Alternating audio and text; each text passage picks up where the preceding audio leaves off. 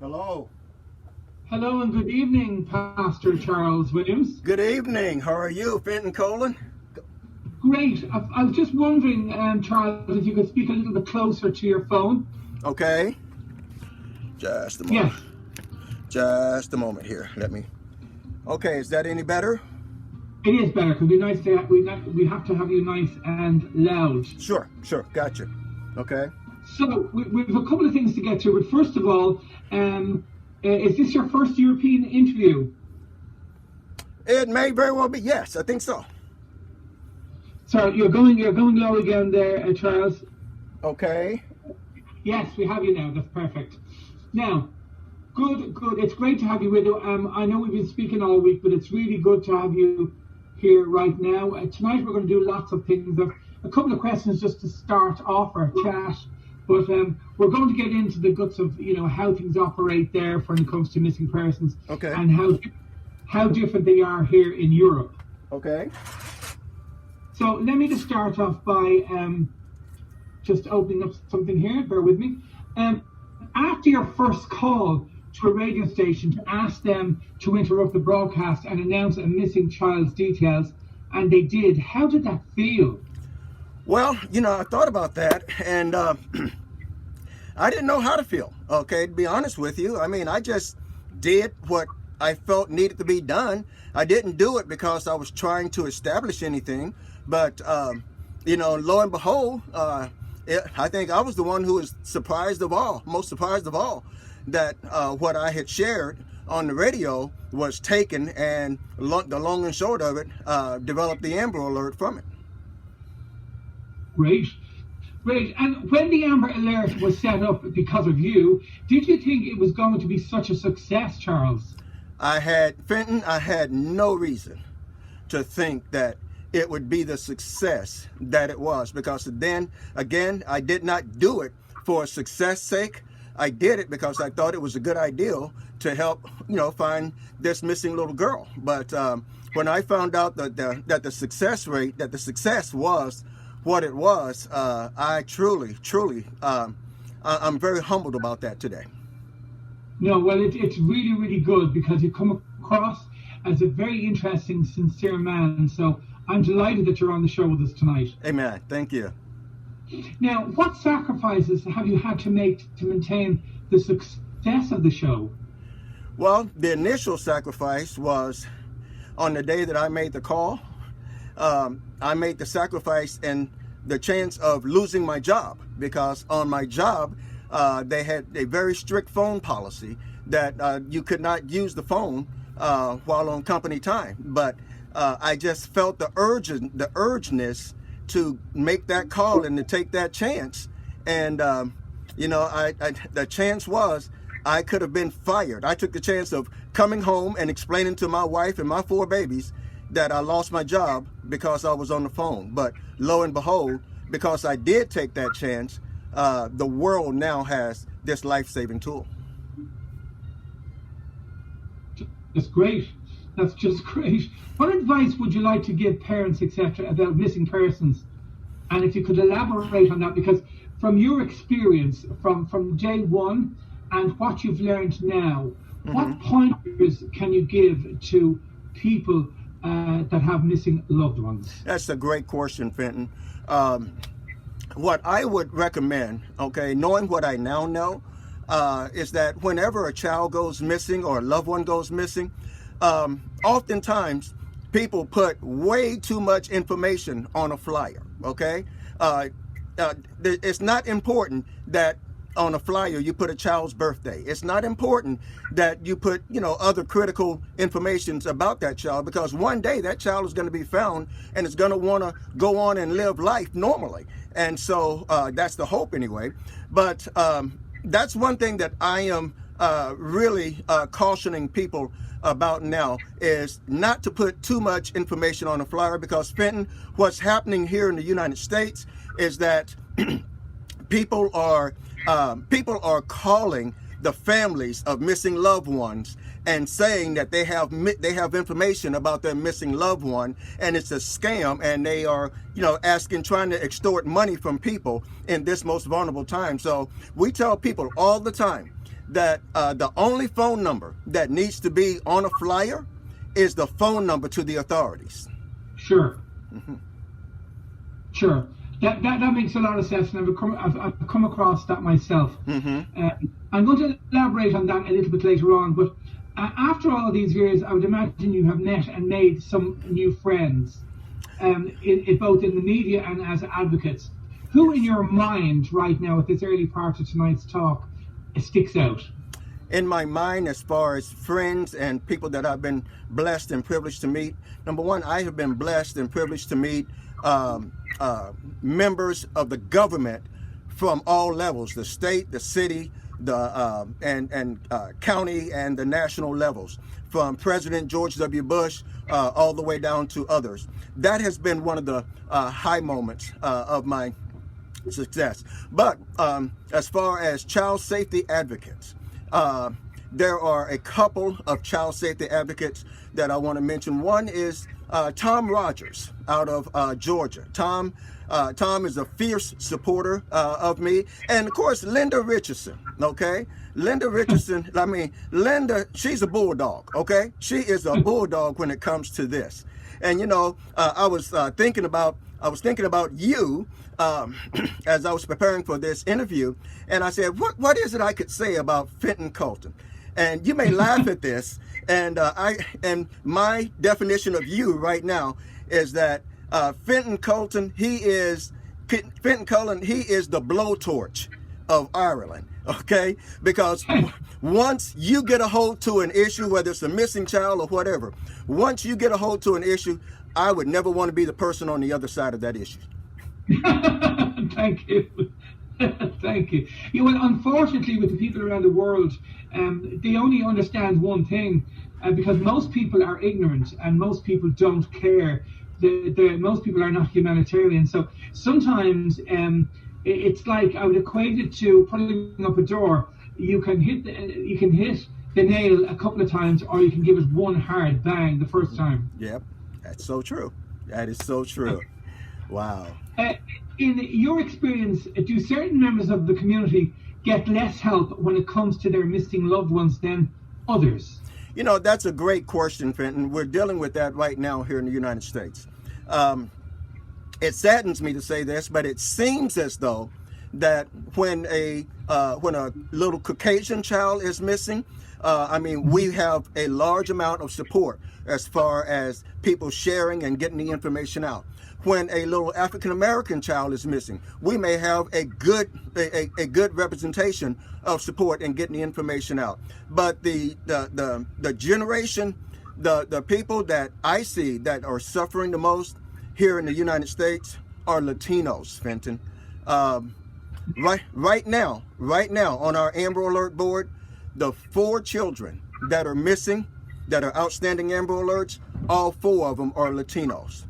And wow. I don't know, but I have my suspicion that immigration here in the United States is playing a big part of people not wanting to get involved.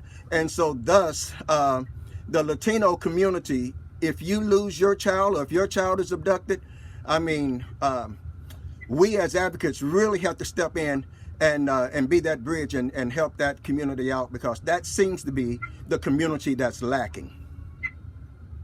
Sure, and over my last 2 years doing this show, I have discovered that in America and Canada, I've discovered that quite extensively, that those people that you're talking about, yes, they're not treated seriously. Yeah. It's almost like I remember speaking to one woman, and she was actually told to come back when she had more information. Wow. Like, what? Wow. You know, that's incredible. Yeah. I agree. Many of these parents, by the time they get to me, they will have told me some horror stories about how they were refused help, and they learned of me on social media or through one of the other child safety advocates. And Fintan, normally what I do is, from time to time, I will bring the parent on my show and let them give voice to their missing child, because otherwise they would not get the help that they so desperately need. That's right, and I think, Charles, also it makes such an incredible difference when people see people and hear them. They know exactly what they're going through, and it becomes much more real. Absolutely, absolutely. I'll give you a great example. Just a couple of nights ago, I was talking with the mother of a missing young lady out of Richmond, Virginia, and just talking to her really brought home again that this is not just a flyer that you see on Facebook or something that you just scroll past and forget about it in 2 or 3 minutes. These are real people who are hurting. Their lives have been turned upside down because their children are missing. And so I would always challenge the advocates not to become so complacent to where you just throw out another flyer, but always be mindful that there are real people experiencing a real hurt behind that information. That is for absolute sure. Is there a particular case that sticks out in your memory over the past 24 years, Charles? Any particular one? I know that's a bit unfair, so I don't really want to put you on the spot. No. But I'm sure that loads of people listening would like, to know, how would you feel? Is there anything that sticks in your memory? Yes, that's another great question. The case that stands out the most to me is the case that we just recently featured on our show, Missing and Not Forgotten. It is the case of Myra Lewis, the little 2-year-old out of Camden, Mississippi, who's been missing now for several years. And I will never forget that night that she went missing. I was just so gripped when I got her picture and her image. I was so gripped. I was like, this little girl is out in the elements tonight, and it's cold out here, and how is she going to survive? And so from that day to this day, that is the one case that I want solved before I leave this earth. It's very interesting. The Amber Alert was set up to alert the public to a particular age group. Am I correct in saying that? Yes, you are correct. The Amber Alert, now let me say this. First of all, the Amber Alert criteria is different from state to state. It is not, though it is a federal program, but each state can set up their own criteria, okay? That being said, what is constant through all of them is that the Amber Alert can be used for a child who is still in the womb up until 364 days. Wow. Yeah, absolutely. And we have had cases where we were looking for a baby that was, that had just exited the womb. And, so yes, a lot of people don't know that. They just think, oh, well, it just picks up. No, from the time that a woman learns that she is pregnant, okay, and if something happens to her or the child, the Amber Alert can be issued from that point all the way up to 17 years of age and 364 days. Because on that 365th day, most children turn 18 and they're no longer under the scope of the Amber Alert. Sure, and I do gather that, certainly I gather from here, Charles, here in Ireland, if they're between 18 or up over 18 and 23, 25, the authorities here seem to think, oh, they've just, gone off with friends and they're going to be okay. They're going to assume that they shouldn't really put much effort into them. Right, and we experienced that here, and that is why we now have some subsequent alerts, okay? I know I have developed what is called a courtesy alert because so many families were coming to me saying that,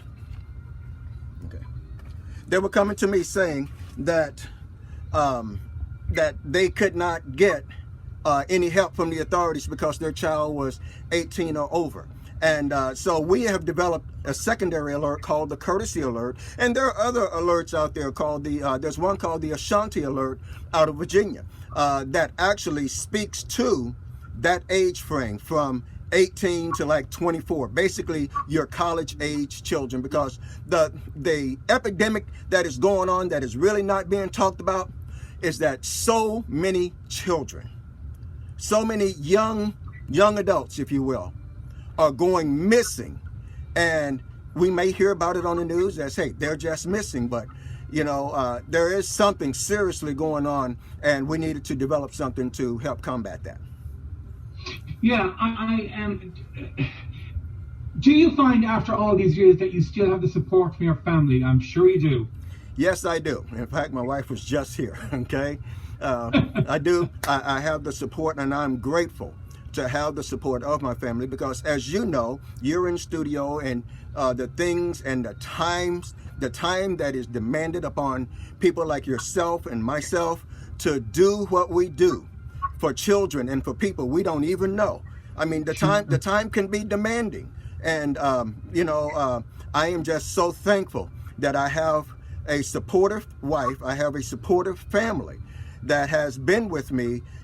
Occasionally I'll do book tours and so forth, and my family is always there with me. And like I shared before, a recent gathering of government officials, I said, I received this award, but if the people that I love the most are not with me, then it means nothing, because family is first. Absolutely. Yeah, absolutely. Absolutely. I want to touch on something now that a lot of people don't like to talk about, but I feel unless you open up things, you cannot change cannot come about. Mm-hmm. By that I mean the reasons why people go missing. I mean, over here in Ireland, we've got like a triangle. They call it a triangle. Okay. And it's an area and where the majority of the people go missing. And this week, I just did my UK and Irish show earlier on this evening, and there was 3 people. Now, remember, Ireland is a very small country in comparison to the States. Mm-hmm. Okay. There was 3 people missing from the one county, which is only a small county, Wicklow. It's very small, in the last 7 days. And I've been putting their pictures out, I've been talking about them, I've been sending their information to the press and to radio stations. But three in that area. That area is new and it's outside the triangle. Now, I know people go missing for lots of reasons. They go missing for mental health. They go running away from abuse. Sure. Running away from abuse. They go away from being beaten. Mm-hmm. So they want to leave, and they go away because they're made feel different. It might be their sexuality, and they're made feel different, and they don't, they don't fit in, so they go away. Mm-hmm. And also the reasons that people don't really like, and I think people should talk about this for the following reason, and that is very simply, it would waken people up much more to what's going on. Yeah. And what I mean by that is, if people were able to understand that people go missing for to be sexually abused, they go missing for their organs, they go missing for a whole host of reasons, and it's a much bigger picture, and it's very easy for people to actually keep an eye out. When I was doing my show earlier on tonight, Pastor, I was actually talking to people. I said, if you're going out now, bring your headphones with you, and while you're in your car or your taxi or on the way to where you're going, you can share these missing persons posts. Mm-hmm. And I think if we do more of that, society will get into a situation whereby that becomes the norm. Would you agree? I absolutely would agree, and I will take it even a step further.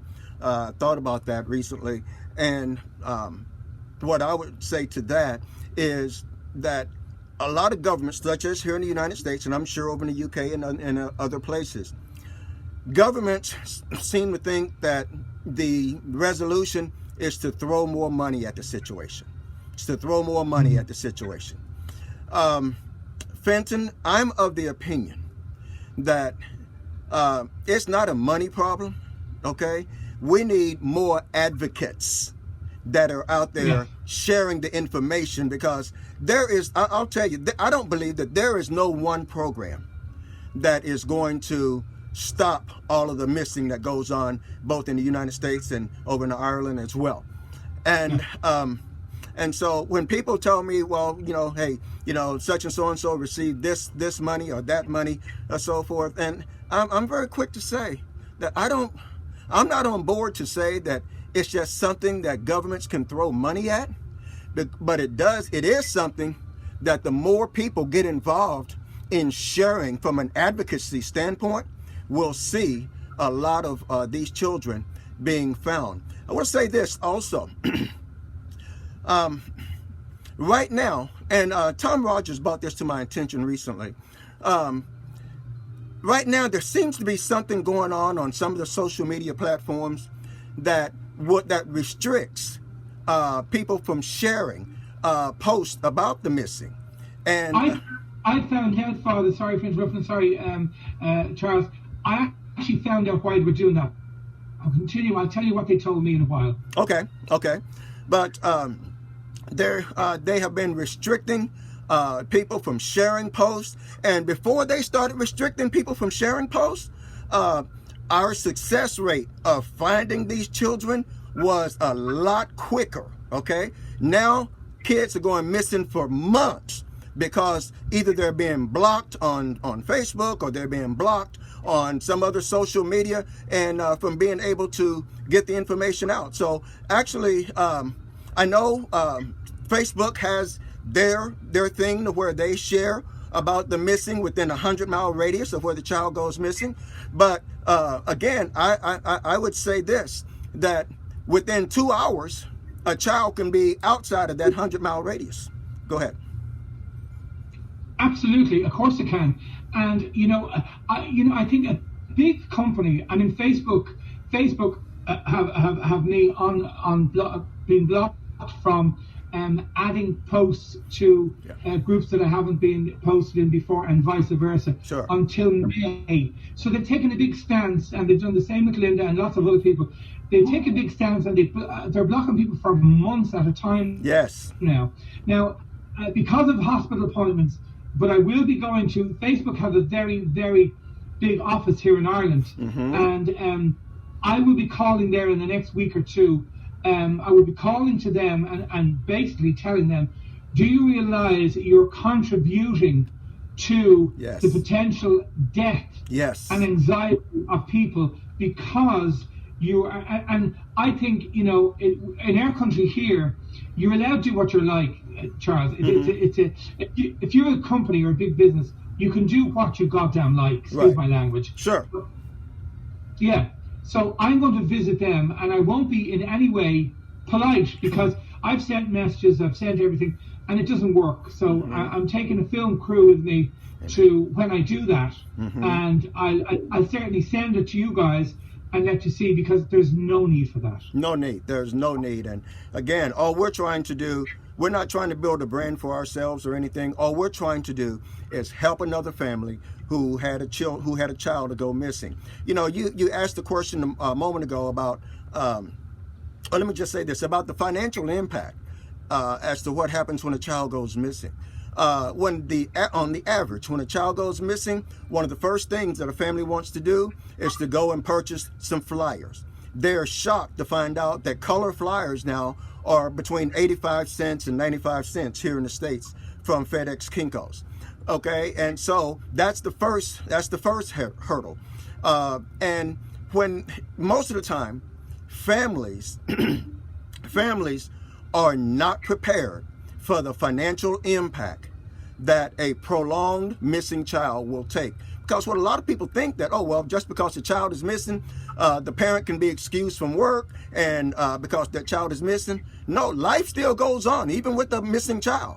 And so with a parent who has a child missing, they still got to get up and go to work the next morning. They still got to get up and still carry on with life and deal with the fact that they don't know where their child is. So the financial impact of it is something that people need to look at too, because usually when a child goes missing, nobody has a war chest set up and ready for the kind of financial impact that will require. Sure, and we all know that that goes into tens of thousands. Yes. And the other thing too is because of over the years the different ways people look at GoFundMe people and sites.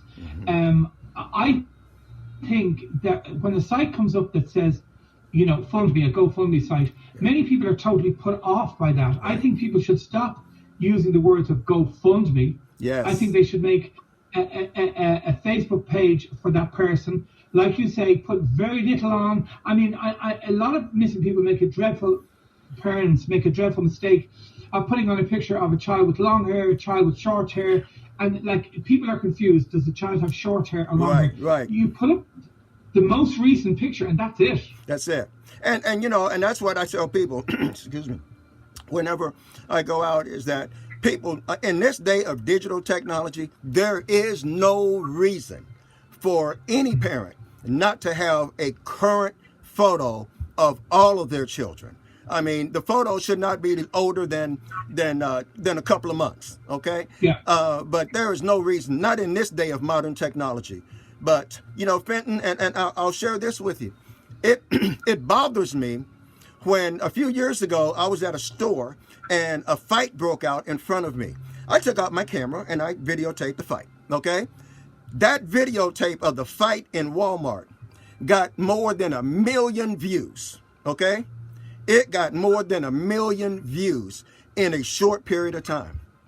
But then you put up something about a missing child and you may get 300 or 400 views at the most.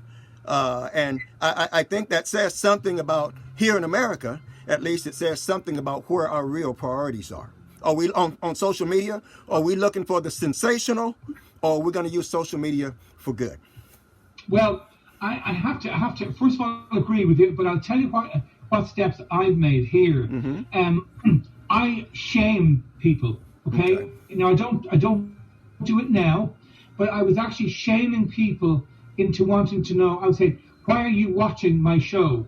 Yeah. If you don't want to be here to help, I don't want you here. And like people are saying, oh, God, you shouldn't be saying that. The reality is that's how I feel. Right. And like since then, I've developed methods. For instance, I developed a thing that I got onto our Gardaí here, which is the police in America. And I got in touch with them and I said, look, if you have an issue with your trend, your mindset on the 18 to 25-year-olds, let's do something different then. I said, let's ask everybody that plays Xbox and all these games, all the gamers in this world, and there's loads of them. And now I've set up like an affiliation with loads of gamers all over the UK and all over Ireland that put in that age group that has been left out on. They put the pictures up on their pages, knowing that person may have been a gamer or may have played a game or somebody might remember them. And it's making an incredible difference. It's all about thinking outside the box. Absolutely. Absolutely it is. It absolutely is. Yeah, no, it's there's you know, and I know the advocates, we've no real advocates here in Ireland, believe it or not. We have Leah Barden, who was a young lady that was following my show, and now she's an incredible advocate, sharing stuff all over the world, the UK, Ireland, everywhere. She's just incredible. Same as Linda, you mentioned earlier on, works on the show here. Yes. And all her friends, there's too many. And of course, Tom Rogers, I share all his book, and I watch him very, very closely. Yes. And people think you can't make a difference. I totally disagree. Absolutely. It's like, I had a girl here. This was a very strange. I had a girl here 2 weeks ago and went missing from Galway, and I noticed she wasn't on the police system. So I rang the family and I said, she's not on the police system. Why is she not on? And they said, well, because of her age. They said, come back in a week or two, she might return home. So I didn't listen to them. I actually rang the sergeant in the city that they were in. And I said, I'm on your poll system. How dare you sit there and have your people tell this woman that you can't do anything for her daughter? No, I'm putting your name and your job and your jurisdiction live on air in 5 minutes. Well, as quick as I could say that, she was all over the place. Wow. They had her picture. Okay. So I will bend over backwards, and no policeman, no police group, they have a duty of care, of which one of them is to look after the weaker members of the community. That's right. And that is our missing. And I don't hold back, Charles. I go, if I don't get a response from the person I'm dealing with, I go to the very, very top here in Ireland, as high as you can go, and I'll hold them responsible. How do you find individual states? Do you find some states are better than others? Yes, I do. And just to echo more so what you were just stating about working with the police and so forth, we as advocates, okay, we are not just called to be a rubber stamp for what the police say may have happened, okay? We as advocates, it is our job, it is our duty, it is our responsibility, okay, to work to run interference. I work with many police departments across this nation. Every time I come on with a alert, I will have already spoken with the issuing police agency. But that being said, we cannot be afraid to differ with them. I know I'm thinking about one case in particular here in Ohio where one of the officers was saying, oh, well, she's just a runaway, and maybe she doesn't want, some parents are told this, maybe your child doesn't want to be found.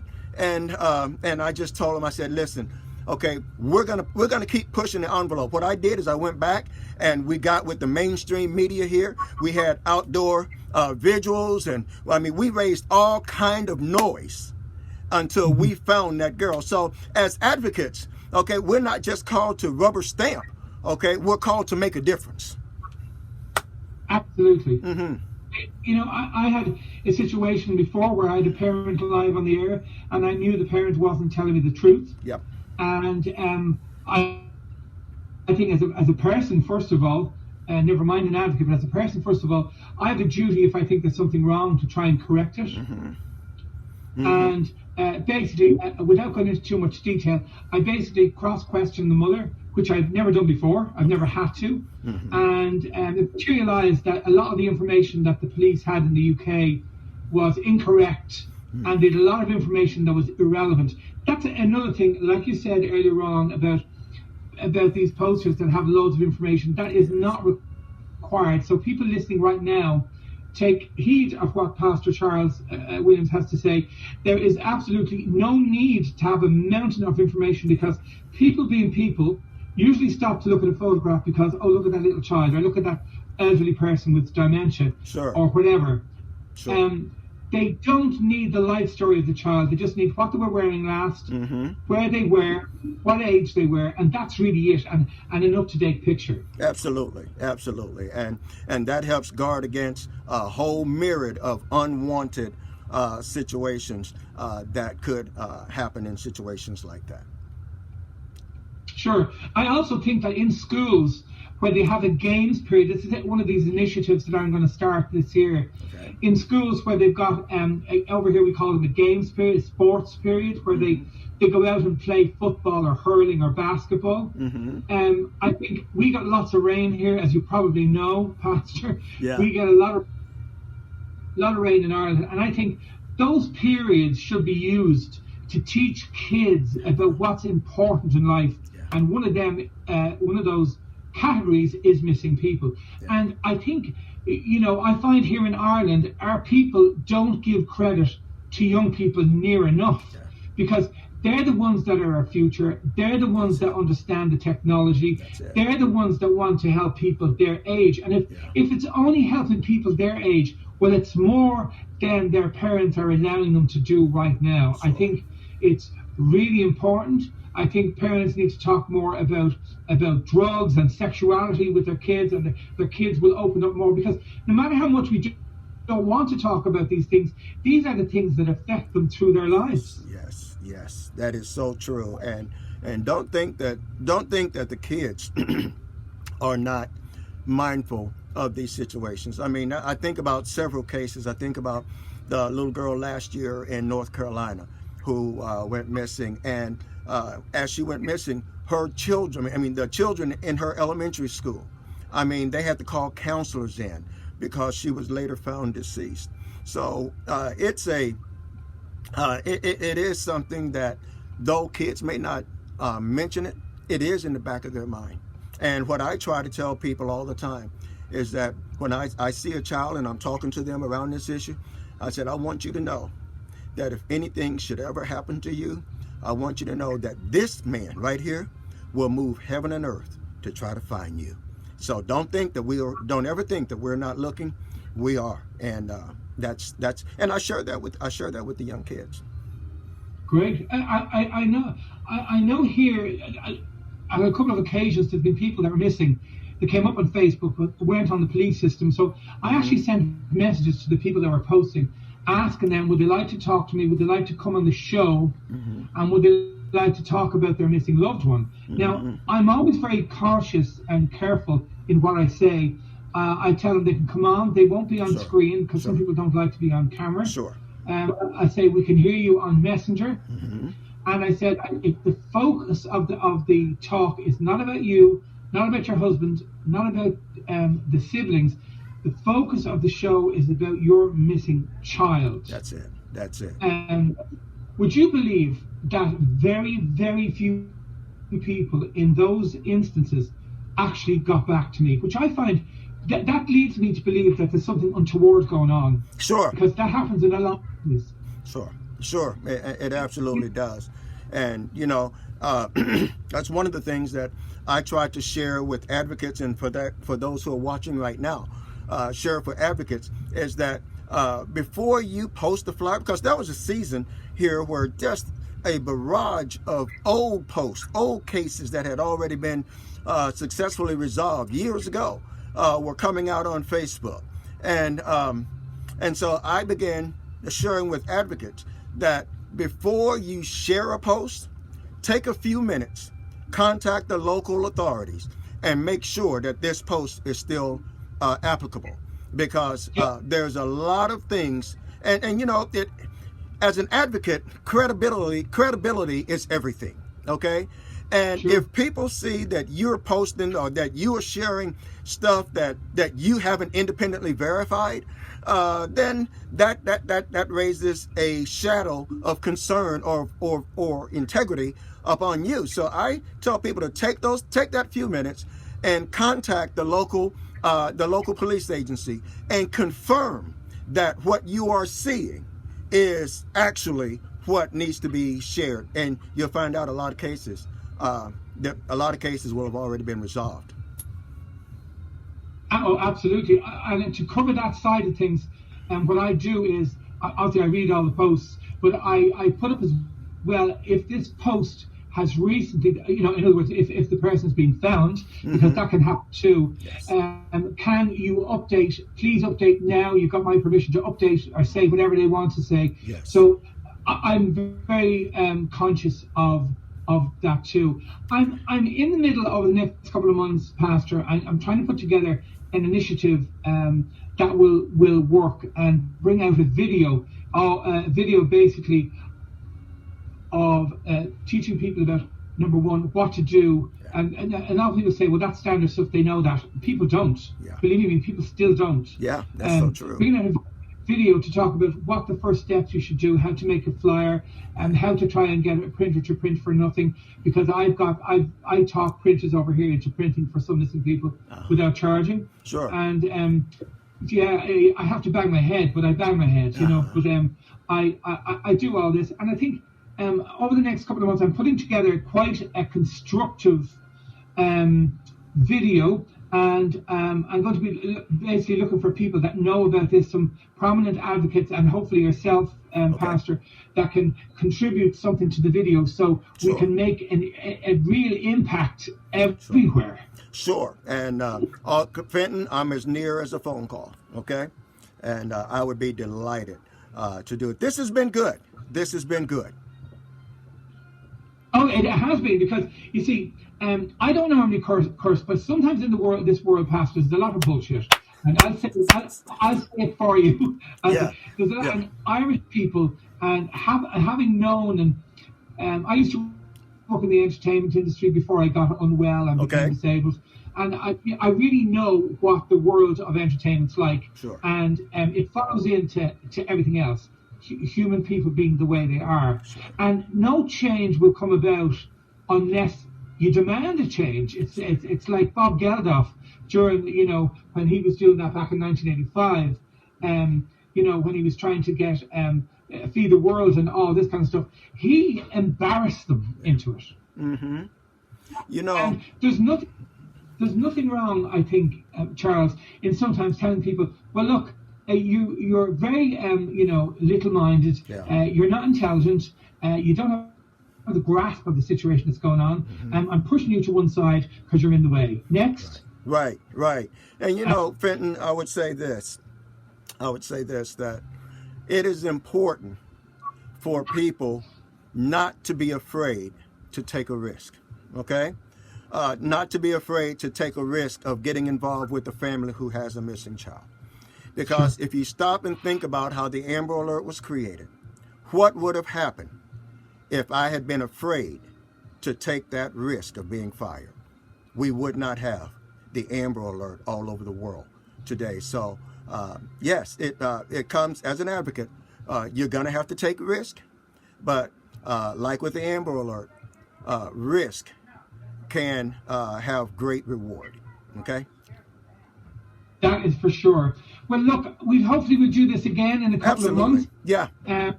It was an absolute pleasure. You're my new friend. I'll always be here. And okay. I always say what I mean and mean what I say, and I know you're that type of person as well. Absolutely. All right. On behalf of all the families, I'm going to thank you now, Pastor, on behalf of all the families over all these years that you've helped. For those that weren't able to thank you personally, I thank you now. Thank you, sir. I certainly received that, and I am humbled, very, very humbled by that. And again, God bless you I want with all the work. Okay, God bless you too. And again, keep being that blowtorch for all of Ireland. Okay. Thank you so much, Charles. Okay. Good night to you. Okay. Good night. God bless you now. Bye bye. Okay. Bye bye.